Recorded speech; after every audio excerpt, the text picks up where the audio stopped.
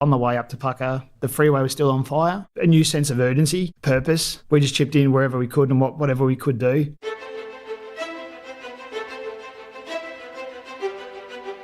Welcome to the podcast where we track down Australian war veterans, have a chat with them, and hear their stories. I'm Alex Lloyd, and this is Life on the Line. The single greatest sacrifice I've made is my family. There were a couple of public beheadings. In order to kill, you've got to be a little bit angry. Not psychotic, but just angry. We could look down the Frankfurt and see it on fire. Stuff blowing up everywhere. There will be no surrender. And then they had to fight an enemy in amongst women and children in those buildings. I could never not go back. They were my friends and they felt like family. She did say, "You've changed." A soldier put everything on the line to help one of our blokes. James Medley is an Australian Army reservist. He served for many years with a number of domestic and overseas deployments.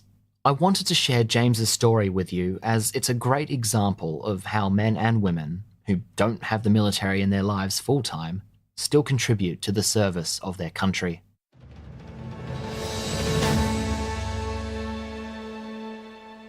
I'm Alex Lloyd in Melbourne today with James Medley.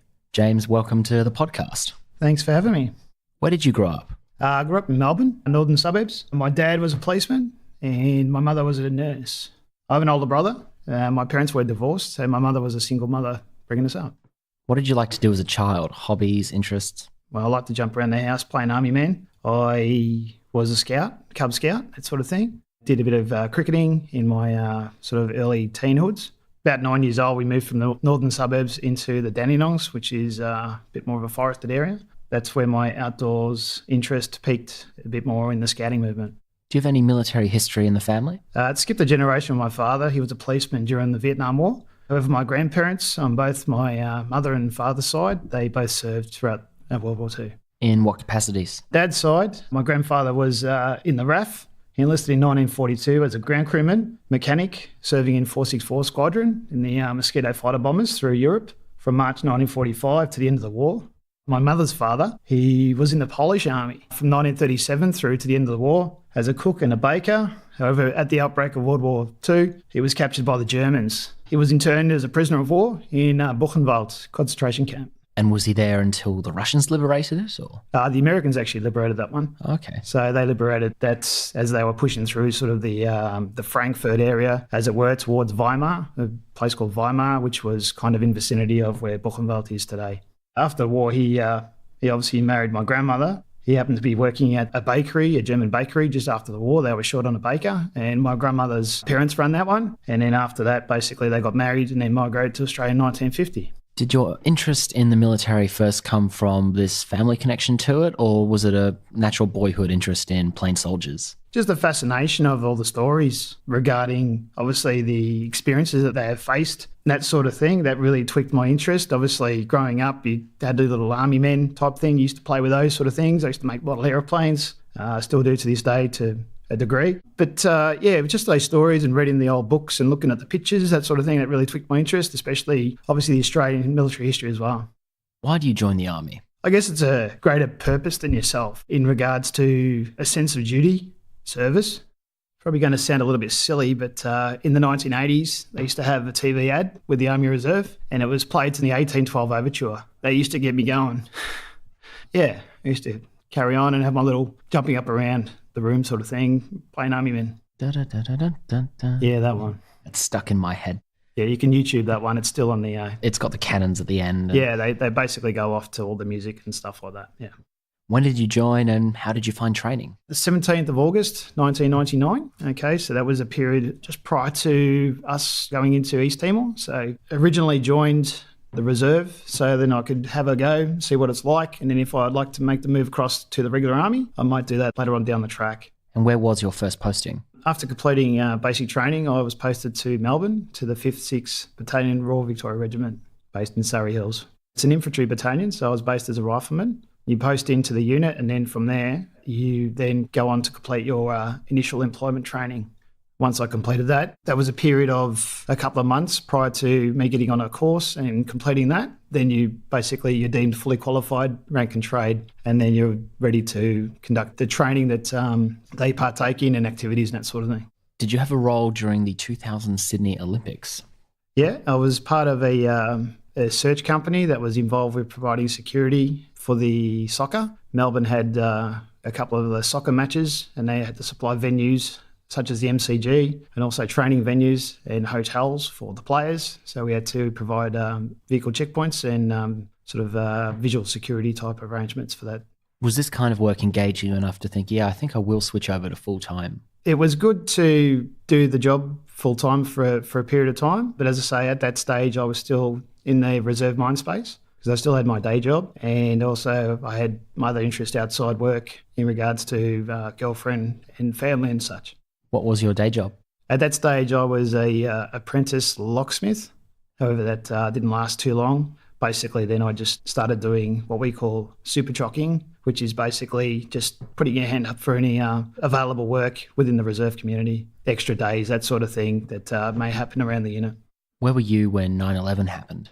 When 9/11 happened, that was a Tuesday night. I remember it pretty good. I was coming home from the reserves after having a night of training. It was fairly late and I just happened to, I was still living at home at the time. I just turned the TV on as I would and starting to unwind and getting out of my uniform, and I just put the TV on and I noticed that I had CNN on TV and I didn't have CNN. I didn't have any Foxtel, but every channel had CNN on, and it was the Twin Towers. Obviously, we all know what happened to those, but it was quite captivating. You already had a uniform on at that stage. Did you look at that terrible footage and think this might have repercussions that my country feels, that I feel? There was the likelihood in the background of maybe we were going to be doing something in the reserve, particularly. I remember going to a parade night in the subsequent weeks. Basically, we were told not to wear our uniforms to parade, just in case, I don't know, something untoward might happen. But by and large, we were like, it didn't appear to you to be an immediate, oh, we're going to war now, kind of hoo-ha. It was just, this is a terrible event, but it wasn't personal to you immediately. I kind of thought maybe I might have all of a sudden got myself front and centre into something, but at that stage, in the pecking order, as it were, where we are, it didn't immediately affect us in a great way. However, obviously, the repercussions could be down the track. Let's jump to your first overseas deployment, East Timor. Being a reservist, we had the opportunity to deploy to East Timor. Originally, when I first joined my unit back in 2000, there was originally a call out for members of my unit to go on a full-time service basis and then deploy as part of the 6RR battle group. And they were basically mixed in with fresh recruits, march-ins to the battalion, and they were interwoven within the battalion. Now, my deployment was in 2002 to 2003. We were basically an independent company of the reserve that was basically picked up from the reserve world and meshed into the full-time battalion. And what was some of the work you're doing on the ground in Timor? Some of the work we did in Timor was basically, when we first deployed in country, we were part of an embassy security detachment. It was basically a platoon-sized type of arrangement, and we were tasked with basically manning the hard points on the embassy.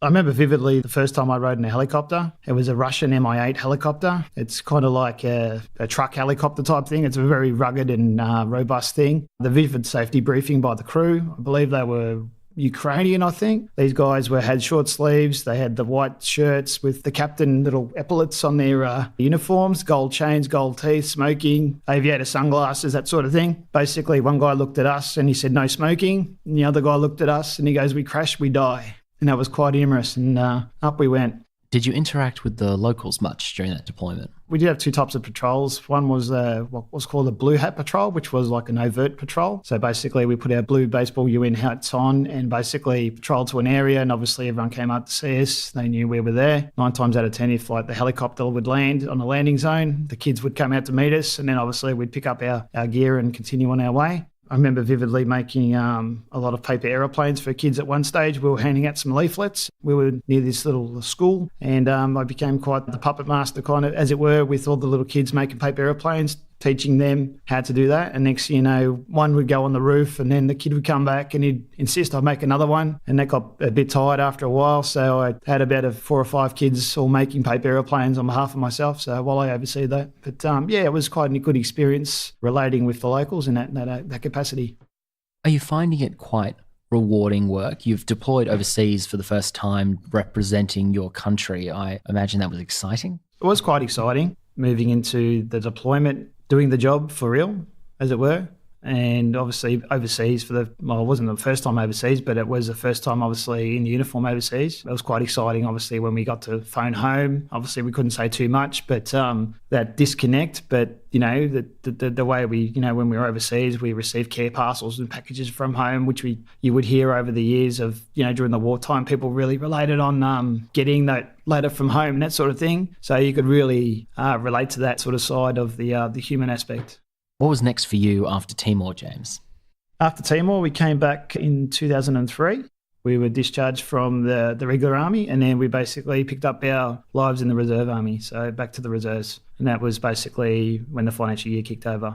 And your next notable work with the reserves is doing domestic security operations in 2006 for the Melbourne Commonwealth Games. Yeah, that's correct. It was a similar sort of situation as the Olympics, so we kind of knew what to expect there. We were based out of Point Cook in Melbourne at the RAF base there, and basically from there, same sort of situation. We had the athletes village, that sort of thing, based in Melbourne, so we got to search top to bottom of that, obviously making sure that there's no nasties hidden anywhere and making it secure, and also the MCG, we got to search that top to bottom again. Kind of the second time I've searched that thing from top to bottom, so it's quite a labyrinth of rooms to go over. And what else is happening for you for the rest of 06 and 07, 08? After that, it was basically a lot of just training, weekends and activities with my home unit, promotion courses and such things like that. I was made Lance Corporal, promoted during the games, and then basically from there I pretty much took over the role as a section commander, commanded the troops when we went away for weekends and such. To give the civilian listener a bit of an idea about what reserves life is like, let's ignore moments like the Timor operation or the games where things rev up a bit more. Just the day-to-day, how does it impact on your calendar? What are the kind of exercises you're getting to do and that kind of thing? Typically, we'd meet on a Tuesday night, 3-hour training block. For that, you'd probably go through a range of things, a little bit of PT, followed by some admin, and then you might do either some theory lessons in regards to tactics and weapons and that sort of thing, or you might go into some more practical, some drills and that sort of thing, obviously weapons, or you might go through some manoeuvres and stuff in the closed training area, that type of thing, followed by time at the boozer. That goes without saying. Yeah, well, everyone needs a bit of a social sort of switch. I always leave events at the boozer off the record, though. Around 850 defence personnel are committed to relief efforts following the Black Saturday bushfires on 7 February 2009. You were a part of that relief effort. Initially, we were gearing up to deploy to the Solomon Islands. So basically, we had our first, pretty much one of our first days of pre-deployment. We were bussed up to Puckapunyal on the Sunday just after the Black Saturday bushfires, so pretty much the day after. And on the way up to Pucka, the freeway was still on fire, and we pretty much knew straight away we were going into something that may eventually turn into something else. After we got to Puckapunyal, we were force assigned to the bushfires effort. You've been in the military 10 years by this point, and you're seeing now some truly confronting action on the home front in that sense with this bushfire. How did you react to that? It was a very surreal thing. Everybody, pretty much, as soon as we got the word, we were doing the relief effort. So pretty much everybody just jumped to it. The guys just sprung to action as a new sense of urgency, purpose. We just chipped in wherever we could and whatever we could do. We weren't firefighters per se in regards to that, but we were able to provide manpower. So we set up a lot of tents and a logistical sort of support for the follow-on guys to come through and obviously fight the fires and obviously have an area to go to once they needed a bit of downtime and that sort of thing. And for overseas listeners, the Black Saturday bushfire is Australia's highest loss of life incident due to a bushfire. 173 people died, 414 injured, and as many as 400 individual fires were recorded over that weekend. It was catastrophic and still remembered with heavy hearts today. Yeah, there were trees sucked out of the ground and birds dropped out of the sky. There were houses that were knocked out, and all around there was nothing except for green grass. Yet the house was destroyed and there was a clear 50 to 100 metres around the house and it was ember attack. James, tell me about your time in the Solomon Islands. Very much the deployment I had previously in East Timor put me in good stead for that one. So I pretty much knew what to expect. I had a few friends that had already deployed on earlier operations to the Solomons. So having those stories and also my experiences prior to, I was able to relate that quite well. We were there initially to support the local police in order to get them to do their jobs. We're not forcing them to do their jobs, but basically ensuring that they were able to do their jobs is probably a better way of putting it. But can you explain the context behind that? Okay, so it was a police-led operation in regards to the federal police were reinstalling law and order and mentoring the local police, the RSIPF, Royal Solomon Island Police Force, and we were there providing the backup for them. So the first layer of response would have been the local police, followed by the federal police, and we were the last tier in the chain. What time period are you over there? Between February and September of 2009.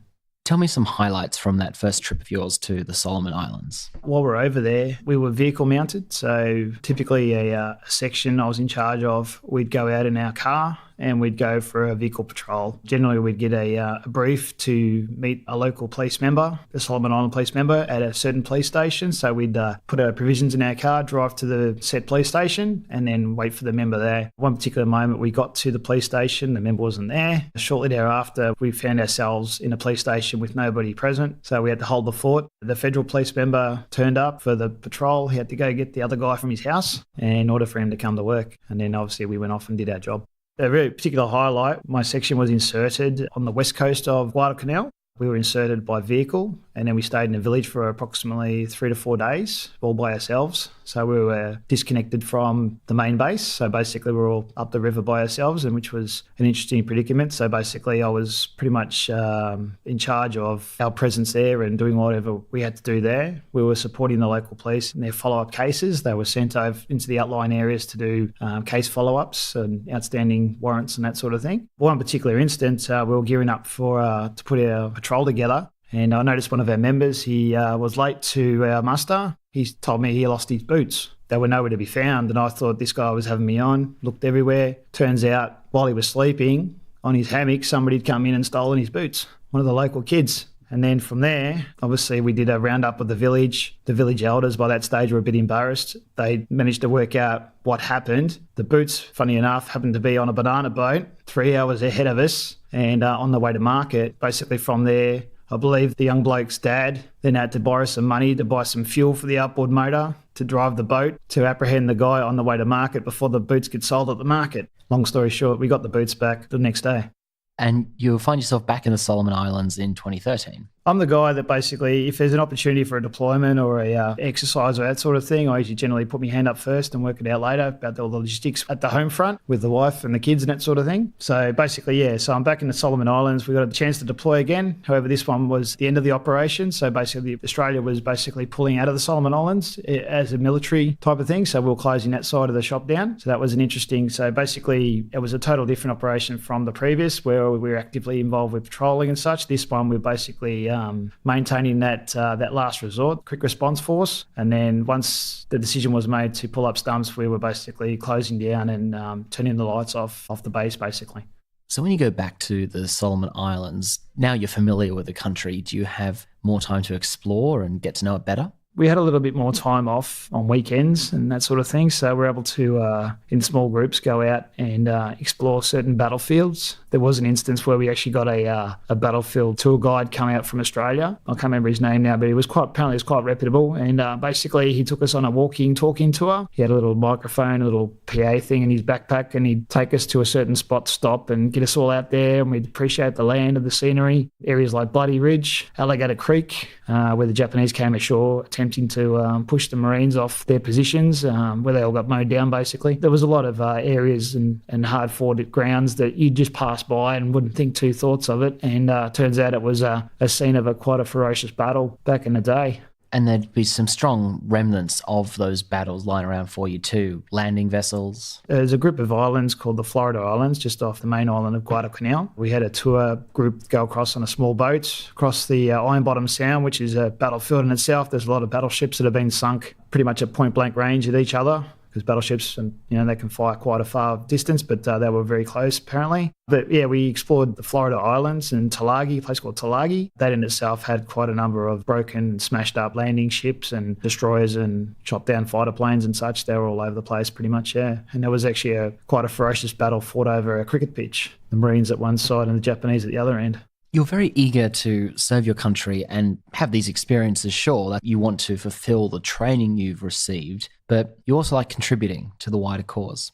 I enjoy sort of imparting knowledge kind of thing on my younger soldiers and that sort of thing. So basically I like to train and mentor them for the things I've learned along the way. And also, obviously, the opportunities when they arise, I encourage everybody to partake in them if they're able to. 100% is a voluntary sort of organisation. I mean, they want you to be there as much as they can. However, they understand that's obviously it's a part-time thing. Even though it's a part-time thing, you're still giving. And I think that's the important thing at the end of the day. Yeah. Post Solomon Islands there, how are you feeling in your military career at this point? Are you content, fulfilled, or itching for something more? Post Solomon Islands, so basically we're back to training. I'm kind of content in a way. I'm probably overdue for a next promotion. However, I haven't really been actively seeking it in regards to that because we've had a few more opportunities to deploy. So I'm more focused on doing the job and having the chance to and experiences to deploy and obviously contribute in that way. Well, the next year in 2014, you get to contribute in that way once again with the Navy in border security operations. Okay, so what it is, at that stage, it was a tri-service deployment, so Operation Resolute, it was called. We were trained alongside our Navy and Air Force counterparts, and basically it's a border security sort of role. That entails the Navy, if they were to intercept a boat, we would be in charge of basically crowd control on the boat while they maintain the seaworthiness of the boat and do what they have to do. And this could be foreign fishing vessels, it could be a piracy vessel, could of course be a refugee vessel. It's any kind of foreign vessel coming close to our shores you're intercepting and clearing. Yeah, that's correct. It could be a number of those. My personal role, once again, I'm like a team leader. That deployment, I was basically embarked on a Navy patrol boat and I was in charge of a brick of 4 people. 2 of those were Army, 1 Air Force and 1 Navy member. And coincidentally, all of those, our first names all were James. So it was quite amusing when we met the captain. Hi, my name's James. Yep, this guy's name's James also. Then there's James. And then by that stage, we had to produce our IDs. And then the captain was sufficiently satisfied that we were correct with our naming and introduced our crew to their crew as the James crew. How do you find that very different experience of operating off a Navy vessel living on the sea? It was very interesting. We were posted to the patrol boat at the same time as the incoming crew. So we basically had a whole rotation, which was very good. So basically we assimilated into the crew very well. I enjoyed my time there. We spent approximately 8 weeks at sea. So that was significant in regards to the amount of time we were away. A lot of people prior to posting to a boat were very anxious about the seasickness issue. So a lot of visits to the regimental aid post to get some travel calm and that sort of thing to obviously offset the seasickness issue. And myself in particular, I had 1 night of seasickness. However, it wasn't the first night. It was well into the trip when the going got a little bit rough one night.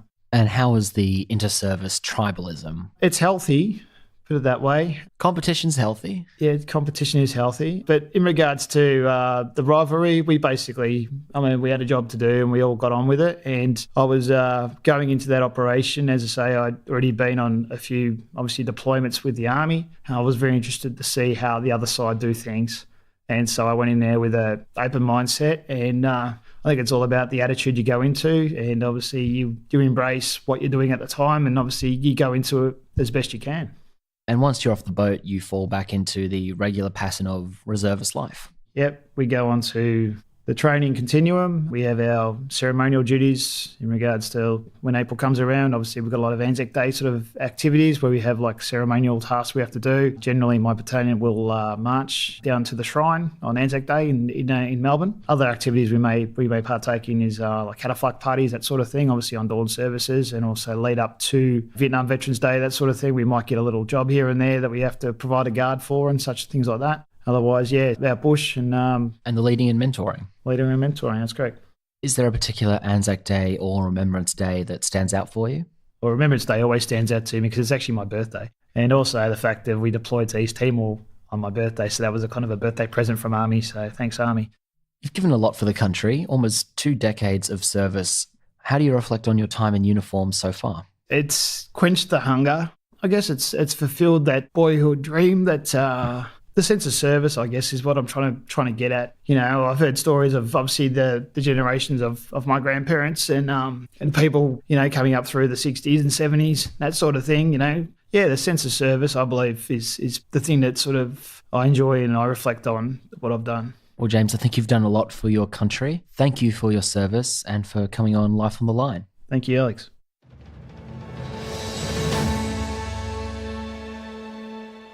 Join the conversation on social media at LOTL Pod on Twitter and at Life on the Line Podcast on Facebook and Instagram. Our website is www.lifeonthelinepodcast.com.